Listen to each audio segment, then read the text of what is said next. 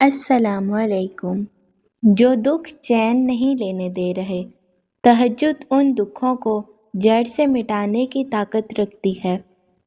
اللہ کہتا ہے، کوئی مانگنے والا جو مانگے مجھ سے اور میں عطا کروں تو جان لو تہجد رب سے کن کہلوانے کی طاقت رکھتی ہے۔ تم ان سرد راتوں میں جب اپنا گرم بستر چھوڑو، اس کے سامنے اس کی سب سے لاڈلی عبادت تہجد کے لیے کھڑے ہوتے ہو نا، وہ تمہیں دیکھ رہا ہوتا ہے۔ یوں راتوں میں اٹھ اٹھ کر سجدوں کی توفیق ملنا یہ بے مطلب تو نہیں ہے۔ تہجد کے وقت آپ کی چھوٹی سے چھوٹی پکار بھی سیدھا عرش تک جاتی ہے۔ آدھی رات میں اٹھ کر ٹھنڈے پانی سے وضو کر کے اپنے تھر تھراتے ہوئے جسم اور کپ کپاتے ہوئے ہاتھ کے ساتھ جائے نماز پہ کھڑے اپنے رب کے آگے سجدہ زیر ہونے اور پھر اس سے گفتگو کرنے میں جو لطف ہے وہ دوسری کسی شے میں نہیں۔ نصیب کی لکیروں کو بدل دیتی ہیں تہجد کی دعائیں۔ تہجد تو اس نصیب سے بھی لڑ جاتی ہے جس کے سامنے تمہاری دعائیں بھی بے بس ہوں۔ تہجد کی نماز اللہ نے بنائی ہی قبولیت کے لیے ہے۔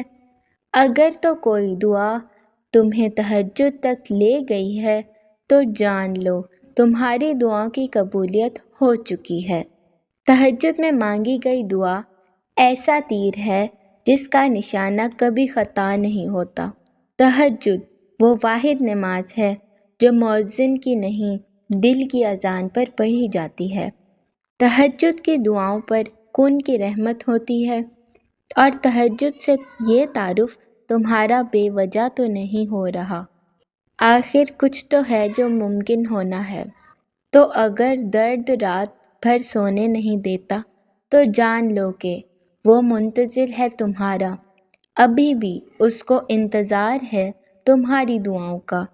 مانگ لو، ابھی بھی کچھ نہیں بگڑا، ابھی بھی وہ سب ہو سکتا ہے جو تم چاہتے ہو، ابھی بھی وہ سب مل سکتا ہے جو تم مانگتے ہو، ابھی بھی قبولیت کی ایک گھڑی باقی ہے، ابھی بھی تہجد کا پلڑا مقدر پر بھاری ہے۔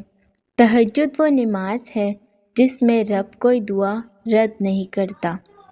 تہجد کا سجدہ ہی کن فیکون تک لے کے جاتا ہے۔ یہ جو مایوسی ہے یہ آج ہے، کل کہانی مکمل ہوگی۔ تہجد کی نماز اپنے اندر کچھ راز رکھتی ہے جسے صرف اللہ پاک سے محبت کرنے والا ہی جان پاتے ہیں۔ تہجد کے لیے تم خود نہیں جایا کرتے بلکہ تمہیں چن لیا جاتا ہے، اور جس کو اللہ چن لیتا ہے وہ اللہ کا بہت لاڈلا بندہ ہوتا ہے۔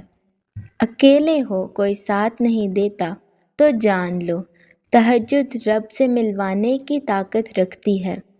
وہ دکھ جو رات بھر سونے نہیں دیتے، ان کی مرہم تہجد میں موجود ہے۔ تہجد کی نماز کے لیے جاگنا اللہ کی بے شمار نعمتوں میں سے ایک نعمت ہے۔ تہجد تمہارے لیے اللہ سے کن کی سفارش کرتی ہے۔ تہجد نصیب والوں کو نصیب ہوتی ہے اور نصیب کو چار چاند لگانے کی طاقت رکھتی ہے۔ تہجد کے لیے بلاوا فرش سے نہیں عرش سے آتا ہے۔ تہجد کا سجدہ اسے ہی نصیب ہوتا ہے جسے رب چاہتا ہے۔ تم اجالوں کے خالق کو تہجد کی تاریکیوں میں مناؤ، پھر دیکھنا وہ تمہیں بھی معجزوں کی صبح عطا کر کے راضی کرے گا۔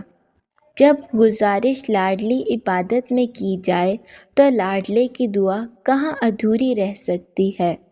کائنات جو بھی کہے پھر وہ ہو کر رہتا ہے جو اس کا بندہ اس سے مانگ لیتا ہے۔ آنسو کو وہ کبھی ضائع نہیں کرتا۔ تمہاری تہجد کی دعائیں اللہ تک پہنچ گئی ہیں، اب تمہیں صبر کا پہلو تھامے رکھنا ہے، کیونکہ اب جو ہوگا وہ معجزہ ہوگا۔ تہجد کی سب سے بڑی طاقت یہ ہے کہ تہجد تمہارے دل کو اللہ کی طرف موڑ دیتی ہے۔ پھر انسان کی طلب نہیں جاگتی، پھر اللہ سے ملاقات کی طلب سونے نہیں دیتی، پھر بس اللہ سے محبت ہو جاتی ہے، بے پناہ محبت۔ تہجد کے وقت اللہ وہ دعائیں بھی سن لیتا ہے جسے دنیا ناممکن کا خطاب دے چکی ہوتی ہے۔ دعائیں جب قبولیت کے لیے اللہ کے روبرو ترتیب سے کھڑی ہوتی ہیں تو تہجد کی دعائیں سب سے پہلی صف میں ہوتی ہیں، وہ صف جسے اللہ نے سب سے پہلے اپنے کن سے نوازنا ہوتا ہے۔ جب اللہ تمہاری کہانی بدلنا چاہتا ہے تب وہ تمہیں تہجد سے نوازتا ہے۔ وہ دکھ چین نہیں لینے دے رہے۔ تہجد ان دکھوں کو جڑ سے مٹانے کی طاقت رکھتی ہے۔ اللہ کہتا ہے، کوئی مانگنے والا ہے جو مانگے مجھ سے اور میں عطا کروں۔ تو جان لو تہجد رب سے کن کہلوانے کی طاقت رکھتی ہے۔ تم ان سرد راتوں میں جب اپنا گرم بستر چھوڑ اس کے سامنے اس کی لاڈلی سب سے لاڈلی عبادت تہجد کے لیے کھڑے ہوتے ہو، وہ تمہیں دیکھ رہا ہوتا ہے۔ یوں راتوں میں اٹھ اٹھ کر سجدوں کی توفیق ملنا یہ بے مطلب تو نہیں ہے۔ تہجد کے وقت آپ کی چھوٹی سے چھوٹی پکار بھی سیدھا عرش تک جاتی ہے۔